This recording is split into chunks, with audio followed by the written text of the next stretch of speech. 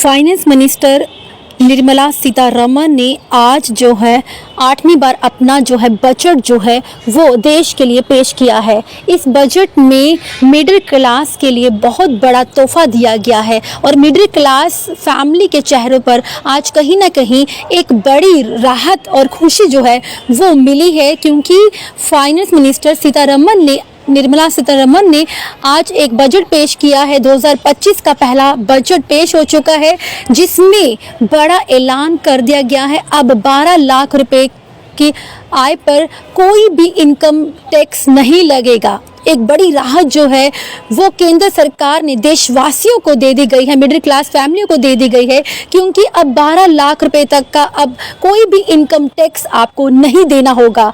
इस बजट से पहले ही देश के प्रधानमंत्री नरेंद्र मोदी ने संकेत दे दिए थे कि ये बजट जो है वो मिडिल क्लास फैमिली के लोगों के लिए होगा, और उन्होंने बड़ी बातें कल की थी। उससे से ऐसा लग रहा था कि कहीं ना कहीं आज का बजट जो है वो आम लोगों के लिए होगा, आम लोगों के हक के लिए होगा। आपको बताते चले कि इससे पहले की बात करें तो जो इनका स्लैब था काफ़ी कम था, लेकिन अब इस वक्त बढ़ाकर जो है 12 लाख रुपए तक कर दिया गया है। यानी कि आपको बताते चलें कि अब इससे पहले जो है जो इनका स्लैब था वो काफ़ी कम था, अब बढ़ा दिया गया है। जी हाँ, अगर आप सालाना इनकम 12 लाख रुपए का है तो आपको किसी भी तरह का कोई इनकम टैक्स नहीं लगेगा। ये एक बहुत ही बड़ा ऐलान है, जिससे एक दिन पहले ही देश के प्रधानमंत्री नरेंद्र मोदी जी ने बजट से शुरुआत से पहले अपने भाषण में अपने संकेत दे दिए थे। हालांकि वित्त मंत्री की अगर बात की जाए, उनके चेहरे पर भी एक खुशी जो है वो देखने को मिली थी। वहीं पे बजट भाषण में इन्होंने कहा कि घोषणा करते हुए मुझे खुशी हो रही है कि 12 लाख रुपए की आयु पे कोई भी इनकम टैक्स जो है वो नहीं देना होगा। ये कुछ ऐसा है जिसमें एक दिन पहले ही प्रधानमंत्री जी ने संकेत दे दिया था। उन्होंने कहा कि मैं प्रार्थना करता हूं कि देश के हर गरीब के लिए जो है महालक्ष्मी की विशेष कृपा रहे। और वहीं पे वित्त मंत्री निर्मला सीतारमण ने बजट पेश करते हुए कहा कि इनकम टैक्स बिल ऐसा होगा कि जिससे इनकम टैक्स को समझना आसान हो जाएगा।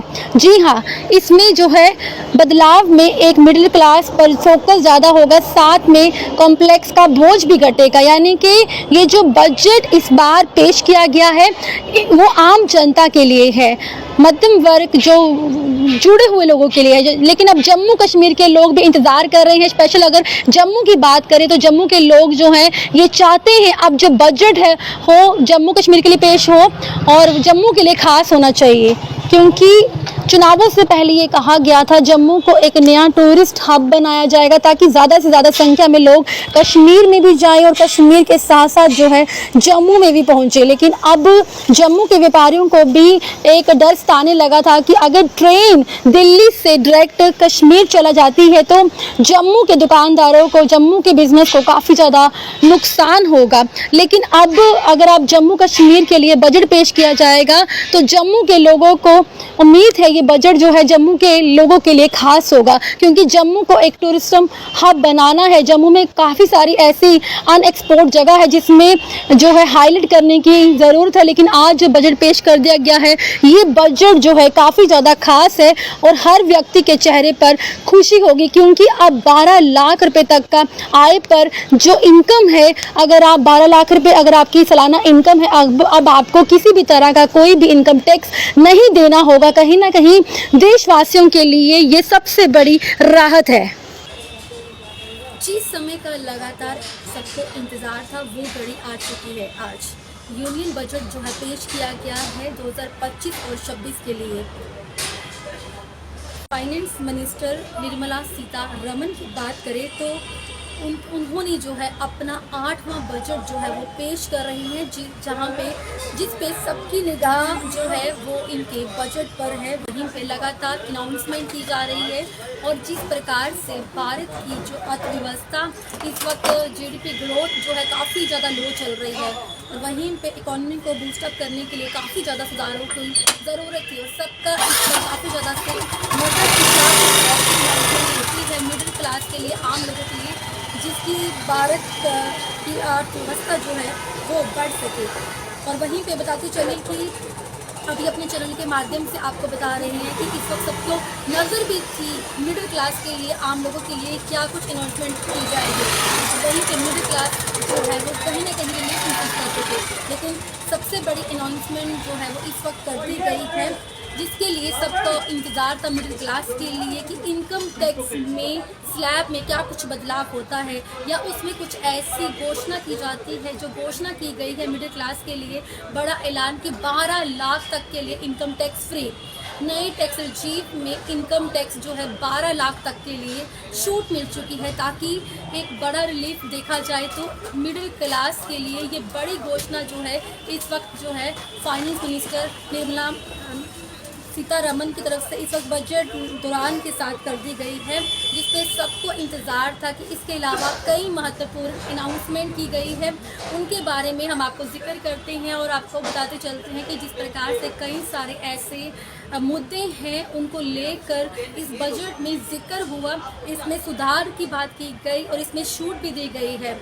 धन धान्य योजना का विस्तार भी वित्त मंत्री का बात की गई है, यानी कि बात बताते चले कि जिक्र किया। और वहीं पे बताते चलते हैं कि जो छूट भी दी गई है, धन्य धान्य योजना का विस्तार भी करने की वित्त मंत्री की बात की है, यानी कि प्राइम मिनिस्टर धन धान्य विस्तार के बारे में कहा कि जो क्रॉप डाइवर्सिफिकेशन है, यानी कि जो आम एक ही तरह के क्रॉप ना करे, अलग अलग तरह की फसलें जो है वो उगाया जाए, उसको बढ़ावा देने की बहुत ज़्यादा ज़रूरत थी। उसमें भी 7 लाख रुपये 7.5 करोड़ किसानों को इसको लेकर फ़ायदा होगा।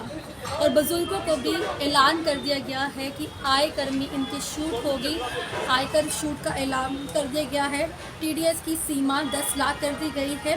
वहीं पर नए इनकम टैक्स बिल का भी ऐलान कर दिया गया है कि नया इनकम टैक्स जो है लाया जाएगा। ये बिल जो है अगले हफ्ते से पेश कर दिया जाएगा, जिसमें कि टैक्स की बात करें तो टैक्स के लिए सुधार आएगा, इसमें भी काफ़ी बड़ा बदलाव आएगा, जिसमें टैक्स पेयर्स काफ़ी ज़्यादा रिलीफ महसूस करेंगे।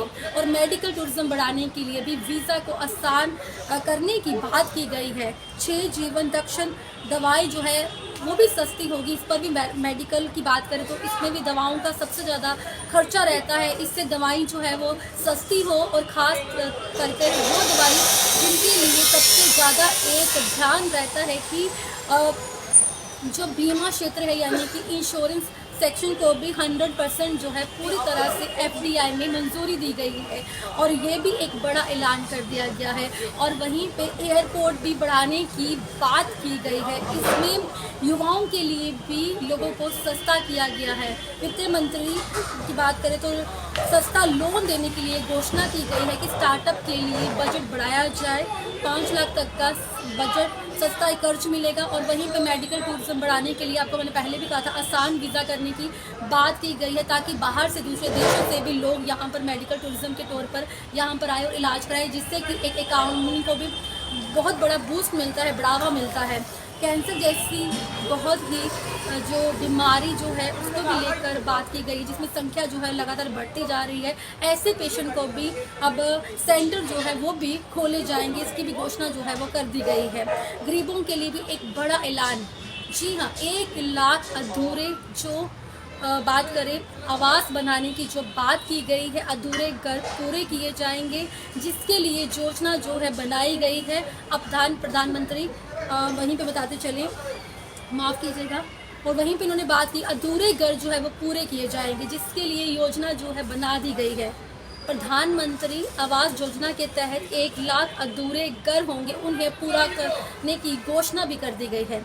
और वहीं पे इसके अलावा बात करें तो एयरपोर्ट्स बढ़ाने की जिस प्रकार से बात की गई है, अभी फ़िलहाल बजट अभी भी पेश किया जा रहा है, लेकिन सबसे बड़ा ऐलान जो है इनकम टैक्स को लेकर जो काफ़ी इंतज़ार था, सबका ध्यान था कि क्या मिडिल क्लास को इनकम स्लैब में किसी तरह से कोई छूट मिलेगी, उसमें कोई रिलैक्स मिलेगा, क्या उसमें उनमें कोई रिलीफ मिल सकता है। लेकिन 12 लाख तक की इनकम फ्री में छूट दी गई है नए टैक्स रिजीम में। ये फ़िलहाल एक बड़ी घोषणा जो है वो वित्त मंत्री निर्मला सीतारमन ने दे दी गई है, जो कि लगातार अपना 8वां बजट जो है इस वक्त पार्लियामेंट में पेश कर रही हैं। इसके अलावा और भी कई अन्य घोषणा जो है वो की गई है, उसके बारे में हम आपको बताते जाएंगे। आपका इस बजट के बारे में क्या कुछ कहना है, अपनी राय जो है हमारे इस वीडियो के नीचे ज़रूर रखिएगा। लेकिन फिर से बता चलूँ, जिस समय का सबको लगातार इंतज़ार था वो बिल्कुल घड़ी भी आ चुकी है। जैसे कि फिर से बता चलूँ कि यूनियन बजट जो है वो पेश किया गया है 2025 और 26 के लिए।